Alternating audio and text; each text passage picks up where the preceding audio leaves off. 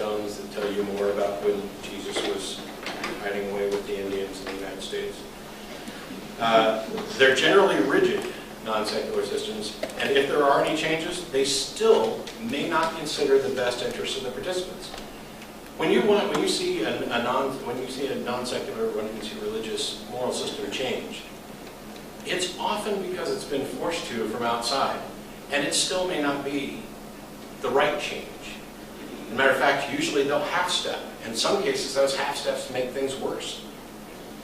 Don't ask for examples, because they're horrific.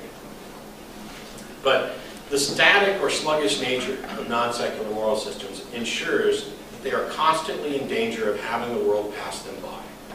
That is the only thing that drives change in a religious system.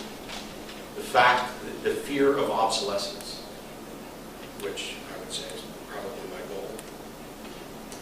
So, and when I talk about conflict resolution here, I don't know if it was necessarily clear from the slide alone. I'm not talking about how do we end war or anything. I'm talking about within an individual moral system, there are conflicts that are in our eyes. How do you deal with them? And again, we're back at the same trend.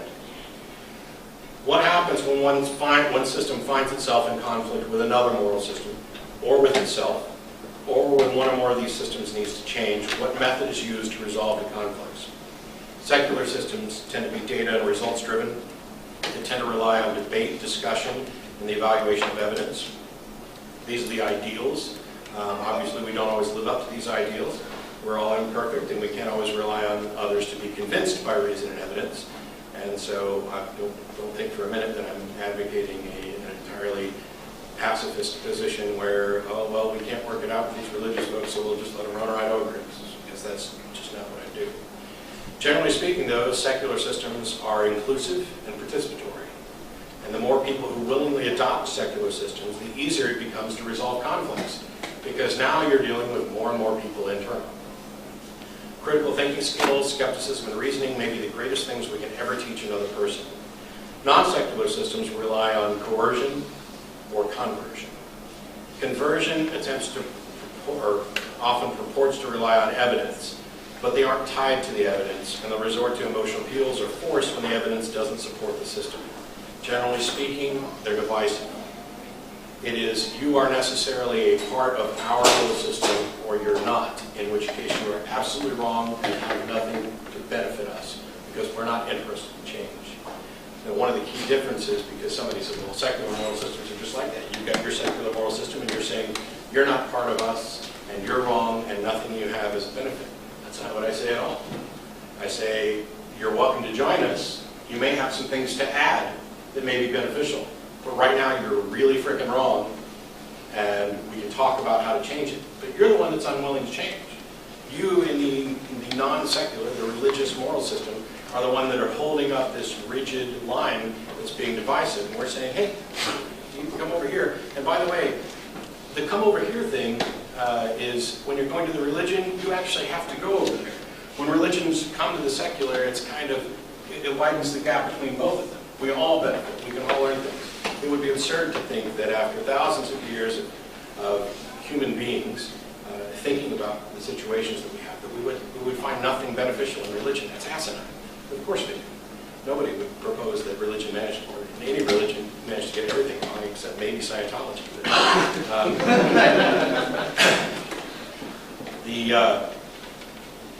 If you consider a world where there were no secular moral systems, a world where we simply had competing religious claims, all citing their own supreme authority or their own particular deity, their own sacred text or great thinker, how do we settle disputes?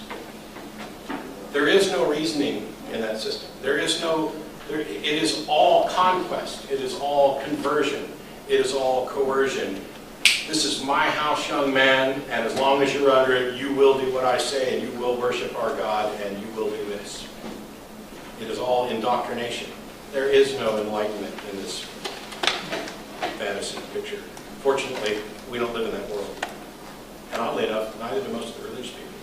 For some reason, I'm not advancing to the next slide. So, the last criteria that I was going to compare, and it will continue the trend. Why is that not advancing?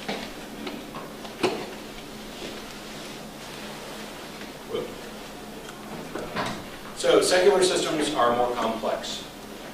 And they're more complex because they've been allowed to evolve and mature. Because they've been modified to adapt to situations in the past, they are, relatively speaking, or there are, relatively speaking, fewer, quote-unquote, new situations for them to deal with. Now, I don't want anybody to think that I've gone off the deep end. Of course, there are always new situations. But the thing is, the more situations you've dealt with, the larger your pool is with which to compare all the other situations. So there are fewer and fewer big, unresolved surprises. We're building up wealth of knowledge, standing on the shoulders of giants, as I mentioned before. Additionally, we're able to spend more energy focusing on the new situations that don't clearly fit into previously assessed sets of values, rather than continually treading water, trying to solve the same problems over and over again. How many times do we need to have this creation versus evolution fight take place in school? It really is not a moral thing, but it's the first example that leaps to mind about how religions tend to tread water. And they keep battling the same issue over and over and over again because they're butting heads with a secular progressive moral system or a secular progressive science system or anything else that conflicts with their rigid structure. They're less flexible, they're immutable to resistance, they're immutable and resistant to change. And non-secular systems tend to remain simplistic, and to the extent that they do change, they tend to trail behind their secular counterparts. Look at the United States Criminal Code regarding the killing of another person. This is a robust example of an evolving, thoughtful process of revision. Instead of something simplistic, as we would see in a rigid system like thou shalt not kill, we have something complex in a very flexible system. If I run over you with my car, is it murder? What degree of murder? Is it felony murder? Is it manslaughter? Was it accidental? Is it negligent homicide? Maybe it's suicide. We live in a world that recognizes that thou shalt not kill didn't tell us much. Actually, it didn't tell us anything. Anybody who wasn't already aware that killing is generally a bad thing, by the time those commandments got hammered out, they were probably a lost cause. I mean, maybe I'm being a little anachronistic, but generally I think that it could have been a little more detailed than that, especially if you're getting your information from an all-knowing ruler of the universe. So we recognize that motive and intent are relevant in assessing moral character of an act. Imagine that you have two children, and I've used this example before, so some of you heard it, and they misbehave when you take them out in public. And over the course of a year, you get to a point where both of them will behave in public. Their actions are now similar. They're both good kids when you're out. If one of them behaves because they have a proper understanding of sharing space in a cooperative society and an actual desire to make that society as positive for all the participants as possible, and the other behaves simply because he's been threatened with punishment or promised a reward, which is the better child?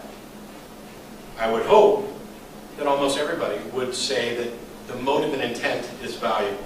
And the kid who is being good because he understands the benefits of being good, the value of being good, even for its own sake, is the one that actually has a better moral character.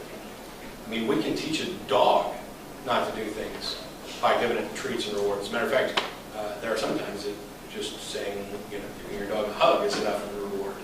And then they can appreciate that doing the right thing is its own reward. So, not only does the motivation matter in that particular situation, but that motivation is the foundation of 1,000 other moral decisions. What happens to that other child when the carrot and stick are removed, when mommy and daddy are no longer around? What sort of contributions will they make to a cooperative society if they never truly learn the nature of actions, consequences, boundaries, and freedoms? We recognize that being good for goodness sake is superior. The absence of a complete and clearly defined standard is not the equivalent of having no values and no way to construct a standard. That's a lot to say. It's one of the things that I wanted to harp on the most. And so I'll touch on this for a couple minutes.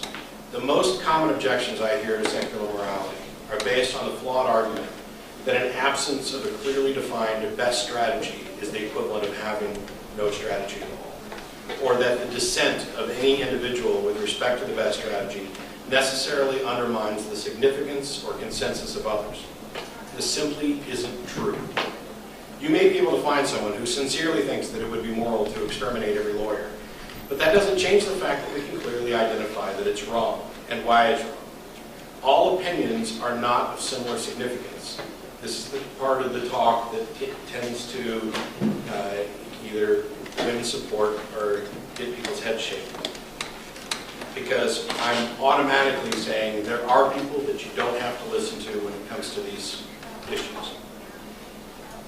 Which is going to seem a little confusing, but I'll do what I can to get through this.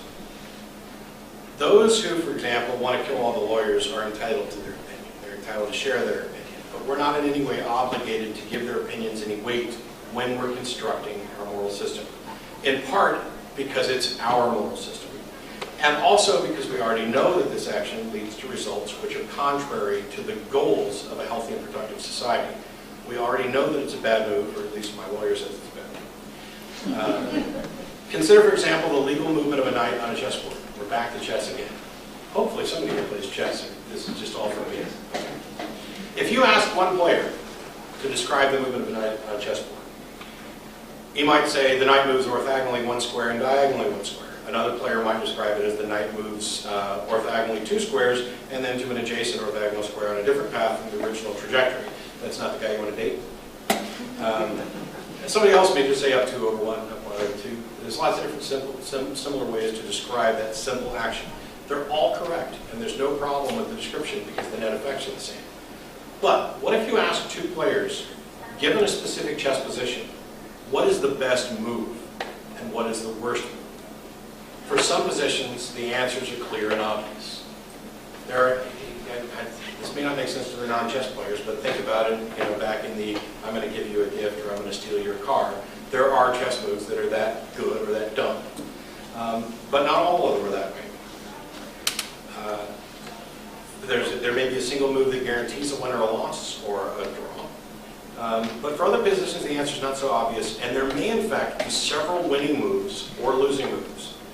The presence of several possible right answers doesn't mean that we should forfeit the game. The fact that we haven't found a single best answer does not mean we toss up our hands and say we've lost. We have no strategy. We can do nothing here. We've identified moves that are better and moves that are worse. We've identified some moves that are more likely to win us the game. And we may on occasion make mistakes. But to try to claim that without some kind of consensus, you can't have any kind of moral position, that you have no strategy, that it's anarchy without some absolute being handed down from on high, is insane. And it is part of the lie that just drives me crazy. Additionally, the fact that someone in a group keeps pointing to a clearly losing move and calling it a winning move doesn't matter.